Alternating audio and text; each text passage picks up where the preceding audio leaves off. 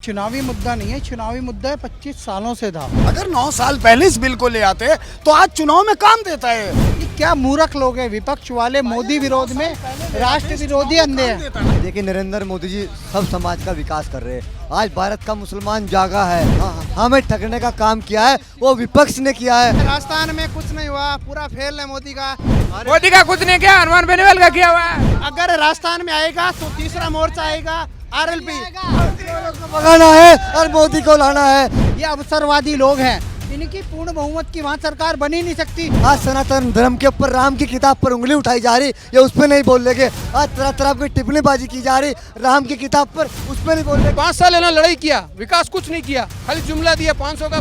हर कोई हर मुद्दा उठाता है, कोई युवाओं को मुद्दा नहीं उठाता बेरोजगारी का।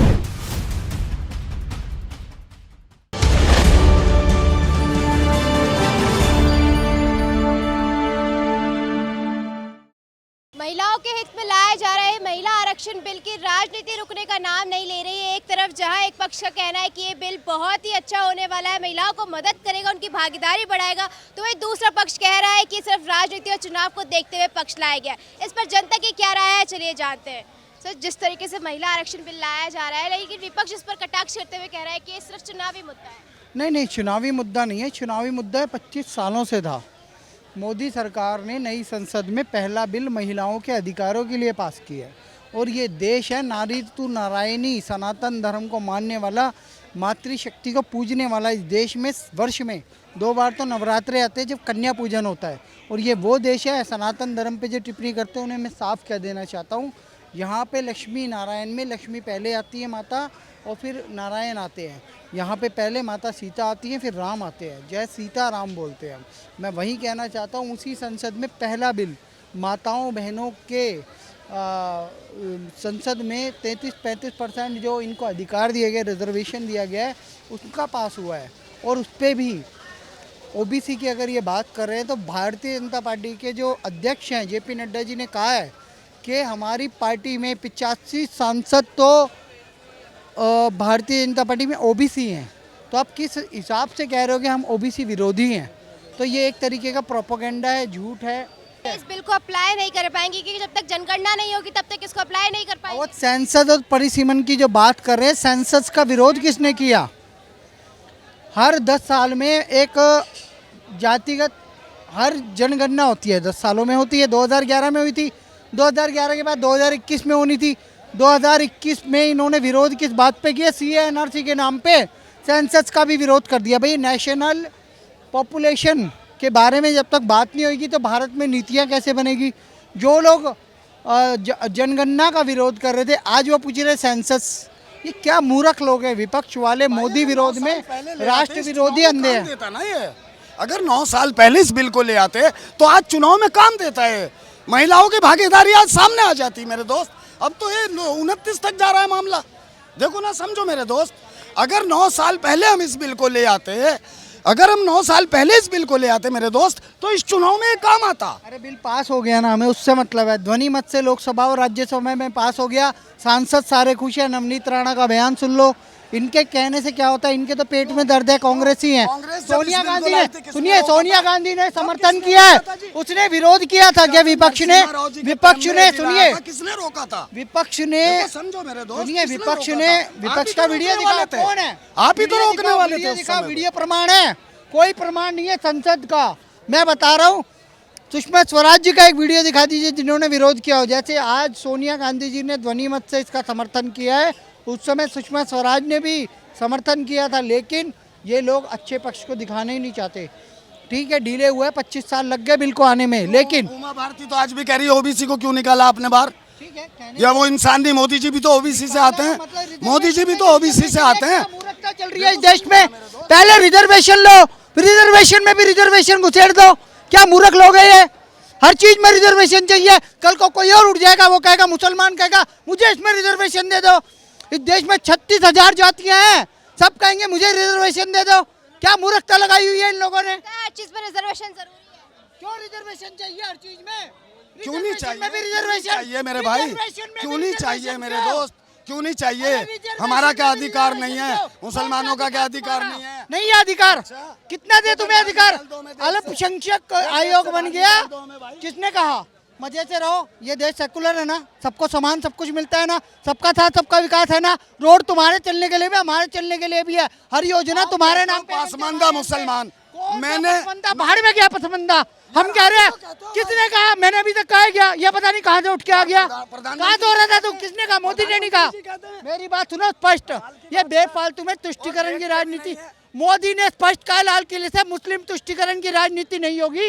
ना हमें पसमानदा चाहिए ना मुसलमान चाहिए, हमें सबका साथ सबका विकास चाहिए, चाहे हिंदू मुस्लिम सिख ईसाई सब एक हो, ठीक है ना? रहा है सबका साथ सबका विकास हो रहा है। देखिए नरेंद्र मोदी जी सब समाज का विकास कर रहे हैं। आज भारत का मुसलमान जागा है, जागा है। हाँ, हमें ठगने का काम किया है वो विपक्ष ने किया है। आज तक हमें 60 साल से ठगने का काम किया गया है। अगर देश का विकास हुआ है तो इन 9 साल में हुआ है, वो नरेंद्र मोदी जी ने किया है। और इस बार हम फिर 400 को पार कर रहे हैं तो विपक्ष बौखला रहा है, विपक्ष टेंशन में आ रहा है। अरे घबराहट नजर आ रही है। लग रहा है कि नहीं हुआ है? कुछ नहीं, हमारे राजस्थान में कुछ नहीं हुआ, पूरा फेल है मोदी का। कुछ नहीं हुआ। कुछ किसा राजस्थान में भी तो सरकार देखी ना, किसानों सिलेंडर राजस्थान में सरकार के लिए कुछ नहीं किया, किसानों को काला मोदी मोदी मोदी मोदी मोदी ये करने से काम नहीं होगा। मोदी मोदी करने से कुछ काम। राजस्थान में तो गहलोत की सरकार। आरएलपी राजस्थान में न्यू पार्टी आरएलपी आएगी। राजस्थान में new party RLP Hanuman Beniwal जिंदाबाद। बेनीवाल ने जितने भी बैरी वो हटाए थे, क्या कहते हैं उसे, टोल ब्रिज, वो कांग्रेस ने लागू कर दिए। फिर भी ये कांग्रेस के मोदी का कुछ नहीं किया, हनुमान बेनीवाल का किया हुआ है। टोल फ्री, बिजली मुफ्त और किसानों का भत्ता। मोदी का कुछ नहीं किया, हनुमान बेनीवाल का किया हुआ है। नहीं, मोदी का कुछ नहीं किया हुआ है। टोल फ्री, बिजली मुफ्त हनुमान बेनीवाल का किया हुआ है। बचा है सिंपल बात, गहलोत की सरकार है राजस्थान में, तो मोदी के नारे क्यों लग रहे हैं भाई? गहलोत से पूछो ना, किसानों को अभी तक क्यों नहीं दिया वेवर? उन्होंने मैनिफेस्टो में कहा था सबसे पहले हम किसानों का कर्ज माफ करेंगे। एक्सपोज हो गए, देखो राहुल गांधी ने बोला था ना, हम वहाँ पे बेरोजगारों को भत्ता देंगे। बेरोजगार घूम रहे, इन्हें भत्ता नहीं मिला। ये अपने ही रोना रिनो रहे।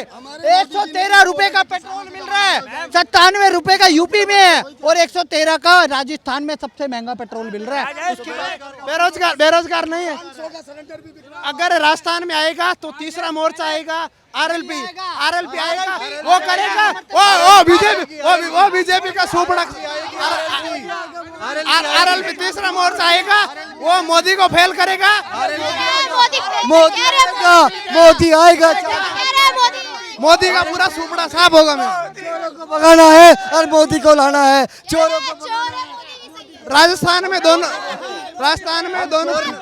हम चोर नहीं बोल रहे, आरएलपी आएगी। मोदी को लाना है, चोरों को भगाना है, मोदी को लाना है। देखिए राजस्थान का इतना बुरा हाल है, पायलट कितना दुखी है वहाँ डिप्टी सीएम के लोगों से पूछो। एक मिनट सुनो, यहाँ पर ऐसे लोग हैं जो इस देश में मोदी सरकार में ऐश और आराम से कर रहे हैं, अपना काम कर रहे हैं प्राइवेट में, सरकारी में, और उसके बाद भी ये मोदी की हाय हाय कर रहे हैं। तो इससे ज्यादा नमक हराम कोई नहीं हो सकता। जीत जाओगे आप। ये आंकड़ा किस हिसाब से दे रहे हैं कि भाई हनुमान बेनीवाल की सरकार बने, बिना समर्थन के तो बनी नहीं सकती। बीजेपी कैसे, क्या आप देख लेना पूरा छत्तीस कौम के बिना, वो राजस्थान का अनुमान है, कभी भी नहीं आएगा। अनुमान है। छत्तीस कौम के बिना कभी भी आरएलपी आएगी। पत्रकार साहब ये बताइए, ये भाई हिंदू है, ये भाई हिंदू है। आज सनातन धर्म के ऊपर राम की किताब पर उंगली उठाई जा रही, ये उस पर नहीं बोल लेंगे। आज तरह तरह की टिप्पणीबाजी की जा रही राम की किताब पर, उस पर नहीं बोल लेंगे। अब भाग गए ना। अरे तुम हिंदू नहीं हो, तुम कलंक हो हिंदू के नाम पे, कलंक है। यही बेनीवाल मोदी जी के साथ फोटो खिंचवा के डालता था, यही बेनीवाल किसान आंदोलन पे मोदी जी से अलग हो गया। पहले इन्होंने समर्थन दिया, बीजेपी के साथ भी खड़े हुए। ये अवसरवादी लोग हैं, इनकी पूर्ण बहुमत की वहाँ सरकार बनी नहीं सकती, इनका कोई आधार नहीं है। सिर्फ जाट बेल्ट में, वो भी गिनी चुना एक एरिया है, वो भी इनका एक एरिया है वहाँ से जहाँ से जीतते हैं। मुझे अभी थोड़ा उनका नाम याद नहीं आ रहा, सिर्फ एक एरिया है और कुछ भरतपुर है, गिने चुने एरियाज में जीत सकते हैं। अदरवाइज बीजेपी जीतती है पूर्ण बहुमत से। अगर ये थोड़ी सीट भी लिया है तो बिना समर्थन के कैसे सरकार बना लेंगे? पहले भी ज्यादा सीटें तो बीजेपी को आएगी या कांग्रेस को आएगी। तो ये किस आधार पे कह रहे हैं? आधार क्या है? कितना सांसद दिया? एक सांसद बिना 24 सांसद हनुमान ने गठबंधन के हिसाब से दिया, वोट दिलाया। बाड़मेर देख तो लो, नहीं आती। जोधपुर देख लो, बीजेपी हारता बुरी तरह पूरा। बीजेपी को हनुमान के बिना कभी भी नहीं आता। हाँ, बेनीवाल जी ने समर्थन दिया तभी जीते, लेकिन अब मोदी ने काला कानून लेके आया, काला कानून लेके आया, थूक के चाटना पड़ा मोदी को। कोई कानून काला नहीं था। किसान अब परेशान है, किसान अब परेशान है। वो सारा का सारा आंदोलन इस बार भी दोनों से ही परेशान है। तो गहलोत दोनों से परेशान है, गहलोत की वजह से परेशान है। वहाँ पे सरकार तो बीजेपी का है ही नहीं। गहलोत जी से आप बात कीजिए ना, क्यों? यानी कोई मुद्दा नहीं है, सिर्फ विरोध विरोध विरोध। और भाई मुद्दे की बात करो, उसके काम की बात करो। इसकी एक मानसिकता हो गया विरोध करना, किसी भी हालत में विरोध करो। पार्टी में भी एकता नहीं है। सचिन पायलट अलग चलता है, गहलोत अलग चलता है, तो कैसे शासन ढंग से कर रहे हैं वो लोग आपस में? पार्टी में एकता तो होनी चाहिए। आपस में लड़ रहे हैं, आपस में पूरे 5 साल इन्होंने लड़ाई किया, विकास कुछ नहीं किया, खाली जुमला दिया 500 का पास जोड़ने के लिए। टीम बनाई है, उसमें फूट पड़ चुकी है, ये याद रखिएगा। इंडिया टीम फूट पड़ चुकी है। अब फूट पड़ने के कारण आज सोनिया गांधी और राहुल गांधी मीटिंग से बाहर निकल गए, लोकसभा से बाहर निकल गए।